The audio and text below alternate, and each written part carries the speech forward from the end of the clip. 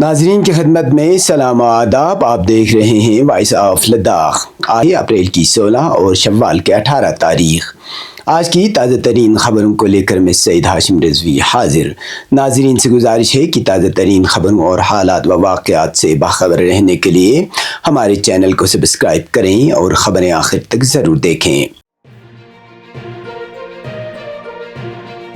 آپ دیکھ رہے ہیں آپ کا پسندیدہ news channel voice of Ladakh.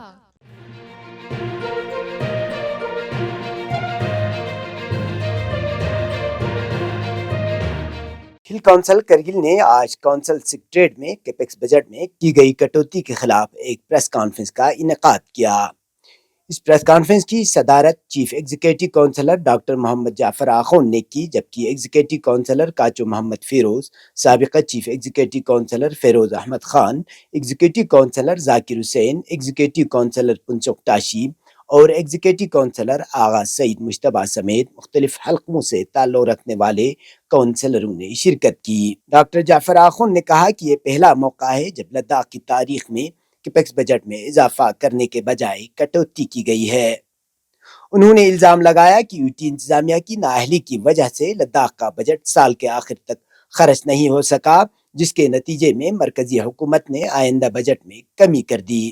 انہوں نے بتایا کہ کرگل اور لیہ دونوں ہل کونسلوں نے گزشتہ کیپیکس بجٹ کا تقریباً 99% حصہ خرچ کر دیا تھا. اس کے باوجود دونوں کونسلوں کے مجموعی فنڈز میں 180 کروڑ روپے کی کٹوتی کی گئی ہے. ڈاکٹر جعفر آخوند نے کہا کہ بجٹ میں اس غیر منصفانہ کٹوتی کے خلاف ایک قرارداد منظور کر کے یوٹی انتظامیہ کو بھیجی گئی تھی اور لداخ کے لیفٹیننٹ گورنر کے دورے کرگل کے موقع پر خصوصی طور پر سخت احتجاج بھی درج کیا تھا، جس پر ایل جی نے ان کے مطالبات تسلیم کرنے کی یقین دہانی کرائی تھی. انہوں نے لیہ ہل کونسل کی جانب سے حالیہ capex budget general council meeting کے انعقاد پر حیرانی کا اظہار کرتے ہوئے کہا کہ جب تک بجٹ میں اضافہ نہیں ہوتا کرگل ہل کونسل کوئی جنرل کونسل میٹنگ منعقد نہیں کرے گی. انہوں نے خبردار کیا کہ اگر یوٹی انتظامیہ نے فنڈز میں اضافہ نہ کیا تو وہ عوام کو ساتھ لے کر سڑکوں پر احتجاج کریں گے. اس کانفرنس میں دیگر ایگزیکٹو کونسلروں نے بھی یوٹی انتظامیہ کے اس اقدام پر سخت اعتراض کیا اور اسے کرگل کے ساتھ ناانصافی قرار دیا.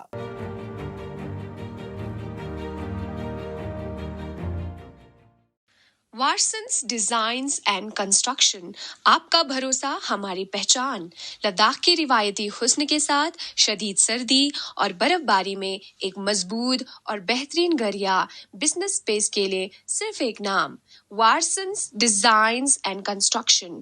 وارسنس ڈیزائنز اینڈ کنسٹرکشن آپ کو دیتا ہے بہترین architectural planning, interior design, residential اور کمرشل ڈیولپمنٹ، 3D ویژولائزیشن اور ایکوریٹ کاسٹ ایسٹیمیشن، سب ایک ہی چھت کے نیچے. تجربہ یافتہ ٹیم، بہترین مٹیریل اور وقت پر کام کی گارنٹی. تو چاہے گھر، ہوٹل، دکان یا آفس، صرف بھروسے مند بلڈر اور آرکیٹیکٹ کا انتخاب کریں. آج ہی مسٹر منصور احمد وار سے رابطہ کریں اور اپنے سپنوں کو حقیقت میں بدلیں. دیے گئے اس نمبر پر آپ کال کر سکتے ہیں 9419657525 یا 9541491707. وارسنس ڈیزائنز اینڈ کنسٹرکشن، کرگل، آپ کا بھروسہ ہماری پہچان. موسم بہار کی آمد کے ساتھ ہی کرگل کے مختلف علاقوں میں خوبانی کے درختوں پر سفید پھول کھلنے لگتے ہیں، جو قدرتی حسن کا دلکش منظر پیش کرتے ہیں.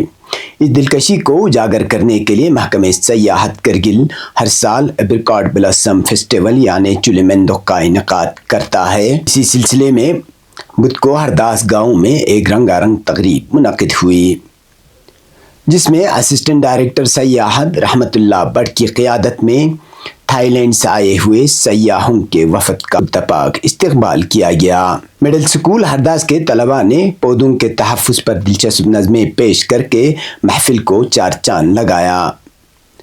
تقریب کے بعد سیاحوں نے خوبانی کے باغات میں چہل قدمی کی اور سکول کی لائبریری کے لیے عطیہ بھی دیا. محکمہ سیاحت کے مطابق چولیمندوک فیسٹیول کا انعقاد 11 سے 21 اپریل تک مختلف مقامات پر کیا جا رہا ہے، جن میں سنجق، گرکون، ہرداس، شلکچے، گوما کرگل، اور کرکچو شامل ہیں۔ فیسٹیول میں سیاح خوبانی کے دلکش مناظر اور اس سے بنی مختلف اشیاء سے لطف اندوز ہو رہے ہیں۔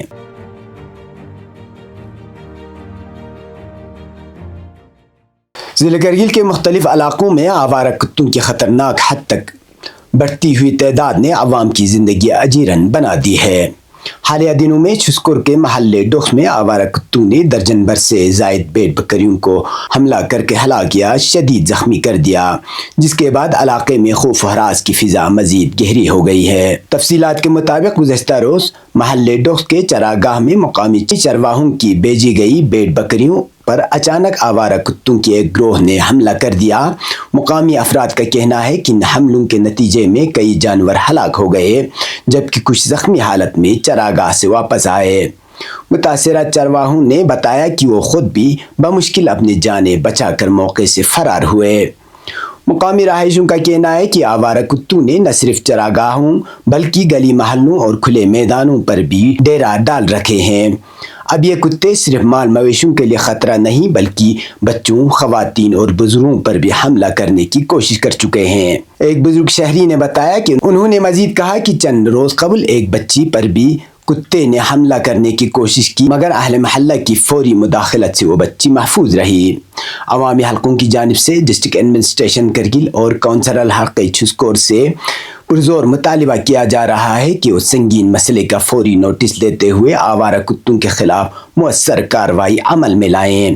شہریوں کا کہنا ہے کہ یہ مسئلہ محض چند جانوروں تک محدود نہیں بلکہ انسانی زندگیوں کے لیے بھی ایک مستقل خطرہ بن چکا ہے۔ مقامی لوگوں نے خبردار کیا ہے کہ اگر متعلقہ ادارے بروقت حرکت میں نہ آئے تو یہ مسئلہ کسی بڑے سانحے کا پیش خیمہ ثابت ہو سکتا ہے، جس کی تمام ذمہ داری انتظامیہ پر عائد ہوگی۔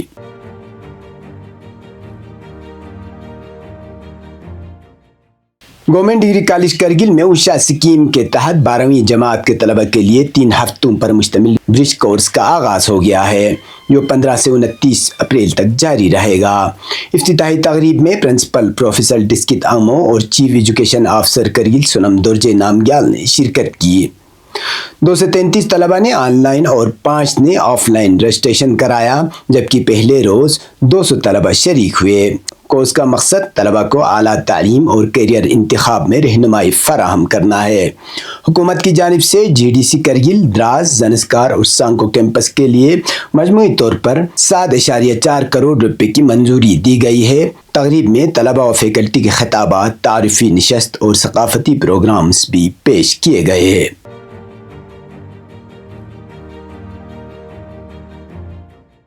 محکمہ موسمیات سری نگر نے جموں و کشمیر اور لداخ میں 18 اور 19 اپریل کے دوران کچھ مقامات پر درمیانے سے شدید بارش کی پیش گوئی کرتے ہوئے سفری اور روزمرہ معمولات میں خلل کے خدشے سے آگاہ کیا ہے۔ محکمے کے ترجمان کے مطابق 15 سے 17 اپریل تک موسم عمومی طور پر خشک رہے گا، تاہم 18 اپریل کی شام سے بارش اور بلند علاقوں میں ہلکی برفباری کا امکان ہے، جس کے ساتھ ہی گرج چمک اور تیز ہوائیں بھی چل سکتی ہیں۔ ترجمان نے بتایا کہ 21 اپریل کو مطلع عمومی طور پر ابر آلود رہے گا اور کچھ علاقوں میں ہلکی بارش کے امکانات ہیں، جبکہ 22 اور 23 اپریل کو موسم زیادہ تر خشک رہے گا۔ 26 اور 27 اپریل کو دوبارہ مطلع ابر آلود ہونے کا امکان ہے۔ محکمہ نے کاشتکاروں کو مشورہ دیا ہے کہ وہ 17 اپریل سے پہلے اپنی زرعی سرگرمیاں مکمل کر لیں تاکہ خشک موسم سے زیادہ فائدہ اٹھایا جا سکے۔ اب پیش ہے قومی اور بین الاقوامی خبریں۔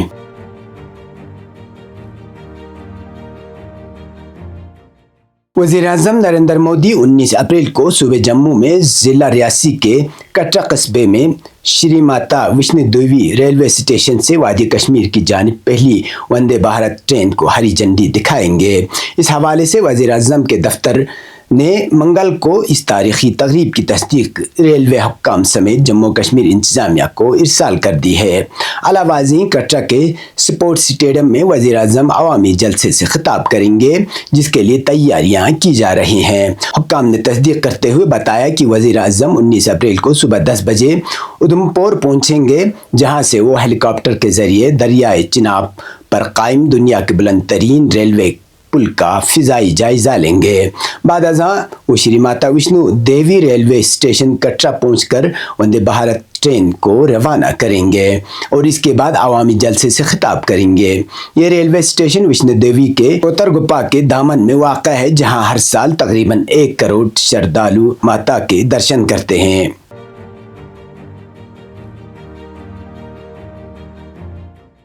میڈیا رپورٹ کے مطابق حماس کے اعلیٰ عہدیدار نے مصر کی تازہ ترین تجویز پر رد عمل میں کہا ہے کہ مسلح فلسطینی مزاحمت کسی بھی صورت میں مذاکرات کا موضوع نہیں بن سکتی۔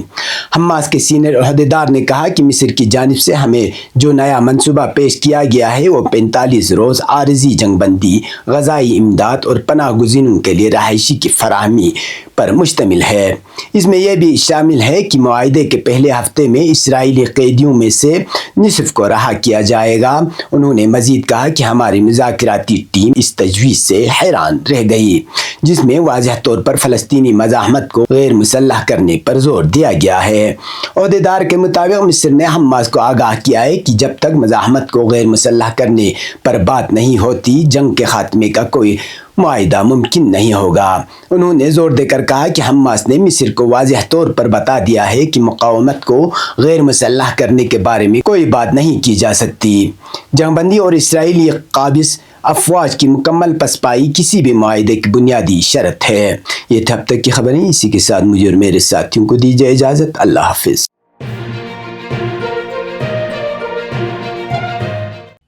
مقامی، قومی اور بین الاقوامی خبروں سے باخبر رہنے کے لیے چینل کو لائک، شیئر اور سبسکرائب کریں، ساتھ ہی بیل آئیکن دبانا نہ بھولیں۔